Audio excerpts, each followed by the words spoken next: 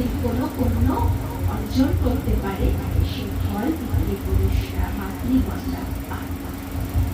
তাই গঙ্গা সাগরে স্নান করা একান্ত প্রয়োজন। সমস্ত পৃথিবী থেকে সমস্ত জনই এই মকর সংক্রান্তিতে গঙ্গা সাগরে আসে, স্নান করে এবং তারা পুণ্য অর্জন করেছে। এইভাবে মা গঙ্গা নিয়ে এসেছে। তাই বছরের এই 3টে দিন মনে রাখতে হবে, সারা বছর পারো না পারো, মাসে পারো না পারো, এই 3টে দিনে গঙ্গা স্নানের মহিমা অপার। মা ভগবতীর কৃপা বর্ষিত হয় এই 3 দিনে। এই 3 দিন গঙ্গা স্নান করতে হয়।